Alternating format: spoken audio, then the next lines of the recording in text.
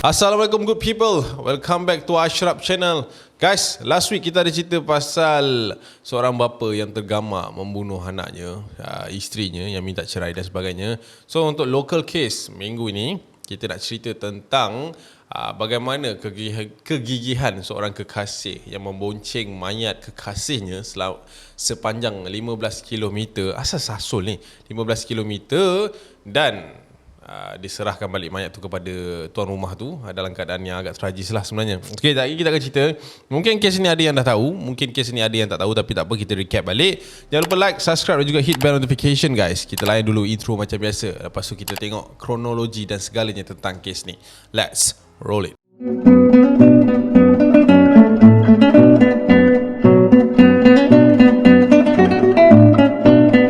Okay guys, lepas Acap dah baca berita pasal kes ni, dia agak dahsyat juga sebenarnya kan.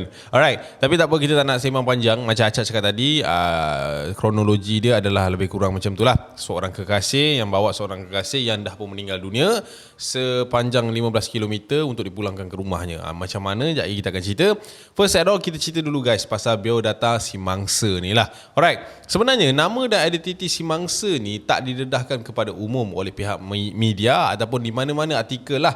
Disebabkan mungkin permintaan keluarganya lah. Tapi yang difahamkan, mangsa ni berusia 17 tahun, seorang pelajar SPM waktu tu kan, dan tinggal di Felda Keratung 10 Muazzam Shah, Rompin, Pahang.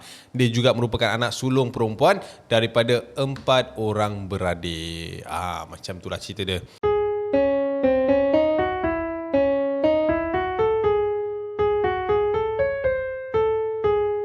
Okay guys, cerita ni jadi pada pukul 10 pagi 12 April tahun 2021, di mana ketika itu negara kita sedang mengalami fasa PKP yang pertama, tak silap Acap. Alright, waktu ni kita ceritalah benda yang dah jadi kan. Waktu pagi tu, datuk dia ni tengah nak ngalihkan kereta dia sebenarnya daripada garaj. Biasalah orang tua kan, biasa bangun pagi, dia start enjin dan sebagainya. And waktu dia nak ngalihkan kereta tu daripada garaj, dia keluarlah daripada rumah dia. And sampailah dekat garaj, dia terlihat ada sesuatu yang tertutup dengan kain lah dekat garaj tu. And then waktu tu dia macam pelik. Apa benda ni? Nampak macam figure orang kan.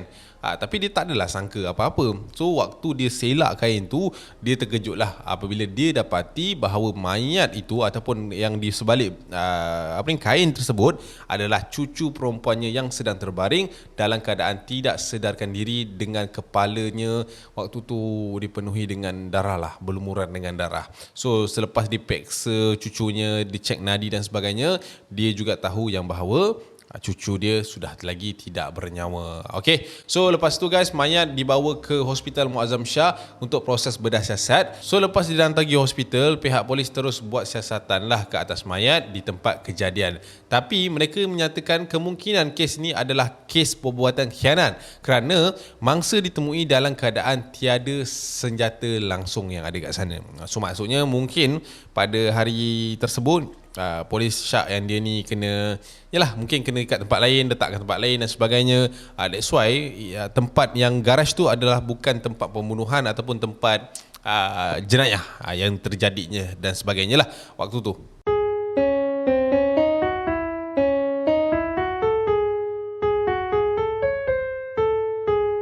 So guys, kita boleh bayangkanlah apa perasaan atuk dia waktu tu. Itu bawa atuk dia, macam mana mak ayah dia kan, keluar-keluar pagi, nak ambil angin segar, nampak Allahu Akbar kan. Na'udzubillah min zalik lah kan. Okay, alright guys, kita nak cerita pasal tangkapan. Macam mana benda ni boleh jadi sebelum atuk dia ni jumpa mayat dia dekat garaj tu. Okay, alright guys, sehari selepas polis buat siasatan, pihak polis ada melakukan penangkapan terhadap seorang remaja lelaki yang merupakan antara suspek utama sebenarnya dalam kes ni lah.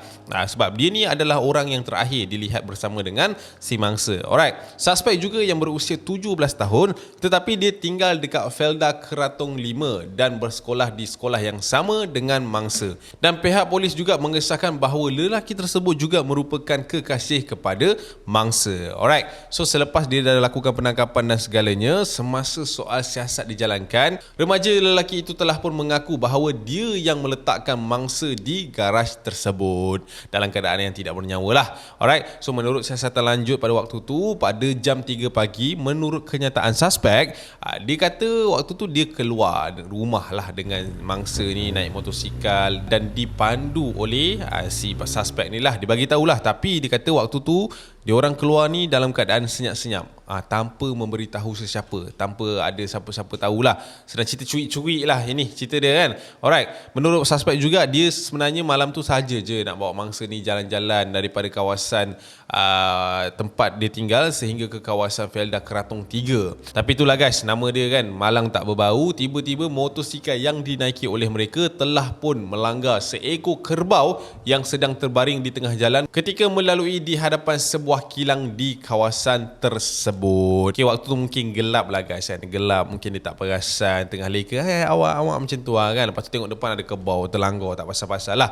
Selepas kejadian dia terlanggar kerbau tu, mangsa yang berada di belakang telah pun tercampak dan mengalami kecederaan yang serius di bahagian kepala dan peha, manakala suspek pula mengalami kecederaan ringan pada waktu tersebut. Motor dia memang teruk sebenarnya kan. Motor dia memang teruk tapi boleh jalan lagi. That's why dia ambil keputusan untuk melakukan sebegini. Alright, so melihat keadaan kekasihnya yang cedera parah di kepala dan tidak sedarkan diri, suspek, biasalah guys, budak 17 tahun, of course dia akan paniknya.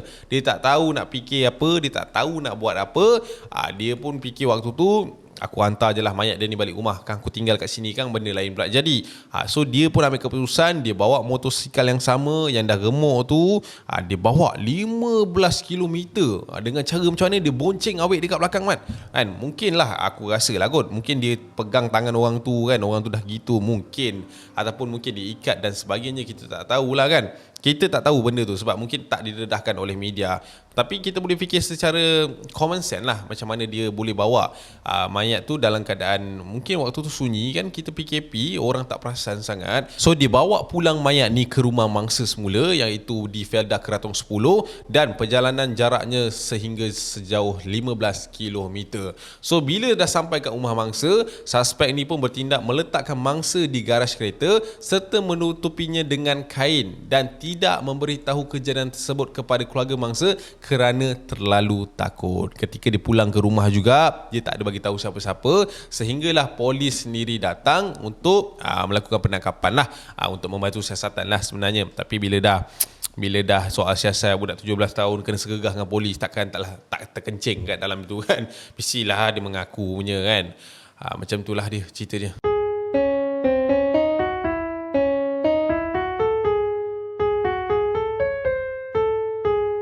Sebenarnya guys kan, aku bila baca cerita ni, dia agak menyayat hati sebenarnya. Tapi sekejap lagi aku akan cerita apa aku punya point of view lah. Kita cerita dulu pasal apa hukuman yang dilalui oleh remaja 17 tahun ni. Okey, remaja lelaki tersebut direman selama 4 hari dan motosikal Yamaha 135LC berwarna biru juga telah dirampas. Kesihatan di bawah Seksyen 41/1 Akta Pengangkutan Jalan 1987 dan juga disiasat mengikut Peraturan 11 Peraturan Pencegahan dan Pengawalan Penyakit Berjangkit 2020 kerana dia telah pun keluar dari rumah dan melanggar syarat-syarat PKP.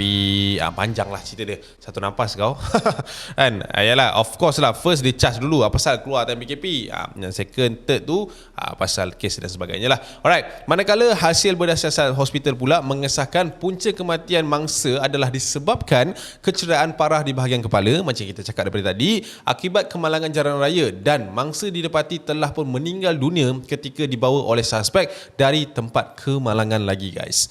Waktu tu aku rasa suspek ni dah tahu dah yang awet dia dah meninggal. Mungkin dia dah menangis mengatap dekat tempat kejadian, dan tempat tu kan sunyi, orang tak tahu Alright guys, so waktu tu lepas dia dah semua dah settle, bedah siasat dah keluar, hukuman pun dah disabit salah, Mahkamah Rompin menjatuhkan hukuman denda RM100. 100 je.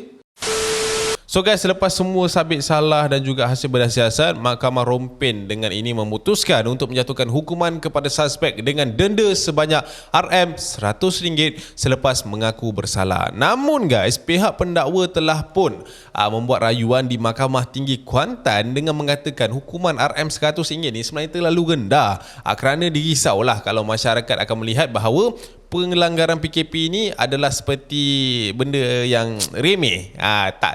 Bila buat tak kenakan hukuman berat, bila buat dapat 100, semua orang boleh bayar. Macam itulah cerita dia. Alright. So oleh dengan itu Mahkamah Tinggi Kuantan telah pun menaikkan denda kepada suspek daripada jumlah RM100 kepada RM1000. Memandangkan kes ini bukan kes khianat ataupun pembunuhan, so mahkamah suruh dibayar denda je lah. Tak ada penjara ke apa. Dia umur 17 man kan. Tapi aku sure lah kehidupan dia tak adalah seperti yang biasa. Gila kau dah lah bawa anak orang senyap-senyap, jadinya benda macam tu. Memang dia pun tak nak lah benda tu jadi kan. Dah kebau tu kat situ, dia pun mungkin tak perasan jalan gelap dan sebagainya. Kita nak cerita pun benda ni takdir lah Mat kan. Dah kata ajal ni macam tu. Cuma silap budak lelaki ni satu je lah, dia tak bagi tahu mangsa. Yalah, aku faham lah umur 17 Mat kan. Otak ni tak tahu nak pergi mana, ke kiri salah, ke kanan salah. And aku sure lah budak lelaki tu tak boleh nak bertenang lah. And aku rasa dia dah ready dah sebenarnya untuk polis tu datang. Untuk dia pergi mengaku sendiri mungkin tak, tapi dia dah ready lah untuk polis datang. Benda ni berganjaran lah untuk kita semua sebenarnya.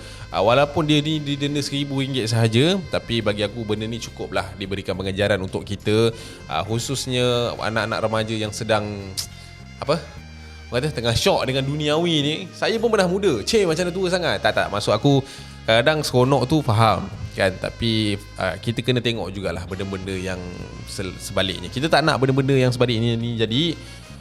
Macam tu lah. Elakkan. Kalau nak keluar tu bagilah tahu mak, bagi tahu ayah kan. Janganlah main curi-curi dan sebagainya. Benda macam ni kalau jadi apa-apa susah nanti. Itu je cerita dia. Okay guys, alright, kita sampai sini sajalah.